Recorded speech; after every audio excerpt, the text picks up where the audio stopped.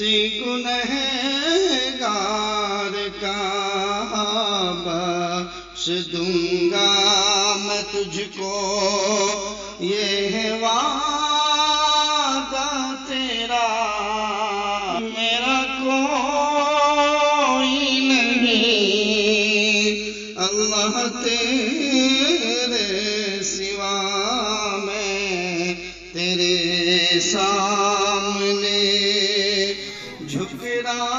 الرحمن الرحیم، الحمد للہ رب العالمین، والصلاة والسلام علی سید الانبیاء والمرسلین وعلی آلہ واصحابہ اجمعین، اما بعد۔ ناظرین گرامی، السلام علیکم ورحمۃ اللہ وبرکاتہ۔ آج کی اس ویڈیو میں ہماری گفتگو کا موضوع ہے ہماری دعائیں قبول کیوں نہیں ہوتی۔ دعا کے بارے میں حدیث شریف میں ہے، اللہ کے حبیب صلی اللہ علیہ وسلم نے فرمایا الدعاء سلاح المؤمن، کہ دعا مومن کا ہتھیار ہے جو اسے مصیبتوں اور پریشانیوں سے بچائے رکھتی ہے۔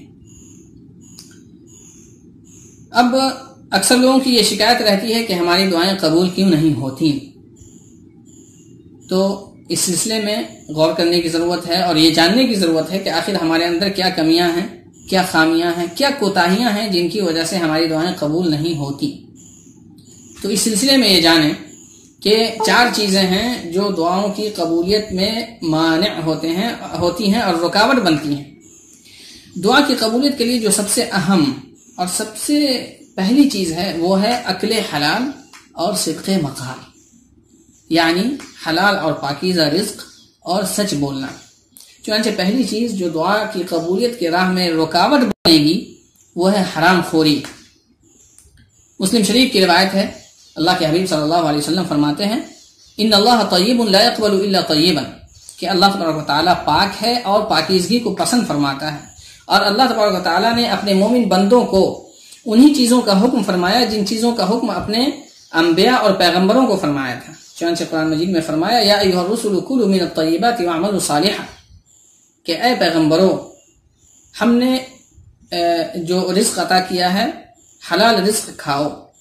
اسی طرح فرمایا یا ایھا الذین آمنوا کلوا من طیبات ما رزقناکم، کہ اے مومن بندو ہم نے جو حلال رزق عطا فرمایا ہے اس میں سے کھاؤ۔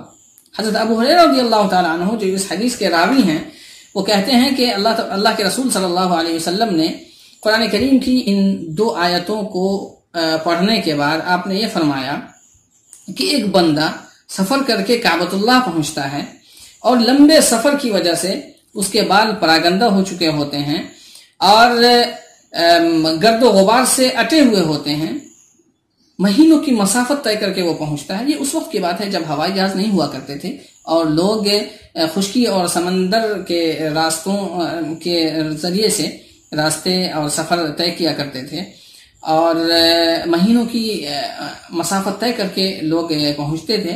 یہ اس وقت کی بات ہے۔ چنانچہ فرمایا کہ مہینوں کی مسافتیں طے کر کے بندہ پہنچتا ہے اور جنگلی اور پہاڑی جو راستے ہوتے ہیں ان کی مشقتیں برداشت کرتا ہے اور کعبۃ اللہ پہنچتا ہے، کعبۃ اللہ کے سامنے کھڑا ہے، صحن حرم میں ہے، مطاف میں کھڑا ہے اور لمبے لمبے ہاتھ آسمان کی طرف اٹھا کر کہتا ہے یا اللہ یا اللہ، لیکن اس کا کھانا حرام کا، اس کا پینا حرام کا، اور اس کی پرورش و پرداخت حرام مال سے ہوئی، اور اس نے جو کپڑا پہن رکھا ہے وہ حرام مال کا، تو پھر اس کی دعائیں کیسے قبول ہوں گی؟ اس کا یہ سفر رائے گاں چلا جائے گا۔ چنانچہ پہلی چیز جو دعاؤں کی قبولیت میں رکاوٹ بنتی ہے وہ ہے حرام خوری۔ اور حرام خوری کا یہ مطلب نہیں ہے کہ جو چیزیں صرف کھانے پینے سے تعلق رکھتی ہوں، بلکہ ہر اس ناجائز اور حرام کو شامل ہے، جیسے کہ کسی پہ ظلم کرنا، تو ظاہر ہے ظالم کی دعا قبول نہیں ہوتی۔ کسی کا مال یا کسی کا حق چھین کر ہڑپ کر جانا، کسی کی زمین پہ قبضہ کر لینا، دوسروں کے کام میں ٹانگ اڑانا، اسی طرح جو رفاہ عام کی چیزیں ہوتی ہیں، جو سب کے فائدے کی چیزیں ہوتی ہیں، جیسے سرکاری ٹیوب ویل وغیرہ، جو سرکاری نل لگے ہوئے ہوتے ہیں ان پہ قبضہ جما لینا، اسی طرح جو سرکاری راستے ہوتے ہیں ان پہ قبضہ جما لینا، تو یہ سب چیزیں ہیں ظلم سے تعلق رکھتی ہیں اور یہ سب چیزیں حرام خوری سے تعلق رکھتی ہیں۔ اگر کسی شخص کے اندر فرعونیت ہو اور یہ سب برائیاں ہوں تو ظاہر ہے اس کی دعائیں قبول نہیں ہوں گی، اور آخرت میں جو عذاب ہے وہ تو اپنی جگہ ہے۔ اللہ تبارک تعالی ہمیں برائیوں سے بچائے اور حرام خوری سے بچائے۔ دوسری جو اہم چیز ہے جو دعاؤں کی قبولیت کی راہ میں رکاوٹ بنتی ہے وہ ہے جلد بازی۔ کبھی انسان جلد بازی کرتا ہے اور مایوس ہو کر کے دعاؤں کو چھوڑ دیتا ہے، کہتا ہے کہ ہم نے یہ دعا کی، وہ دعا کی، اتنی دعائیں کی لیکن ہماری دعائیں قبول نہیں ہوتی ہیں، اور پھر وہ مایوس ہو کر کے دعا چھوڑ دیتا ہے۔ یہ غلط ہے۔ اللہ تبارک تعالیٰ سے کبھی مایوس نہیں ہونا ہے۔ پھر یہ کہ دعا تو ایک عبادت ہے، تو کم سے کم عبادت سمجھ کے بندہ اللہ تبارک تعالیٰ سے دعا کرے۔ اسی طرح جو تیسری چیز ہے جو دعا کی قبولیت کی راہ میں رکاوٹ بنتی ہے وہ ہے گناہ اور معصیت۔ اس لیے ضروری ہے کہ بندہ جب دعا کرے تو دعا کرنے سے پہلے توبہ اور استغفار کر لے۔ چوتھی چیز اور آخری چیز ہے وہ ہے اللہ تبارک و تعالیٰ سے بے ادبی۔ بے ادبی کا مطلب یہ ہے کہ بندہ ایسی چیز کی دعا مانگے جو حرام ہے اور ناجائز ہے۔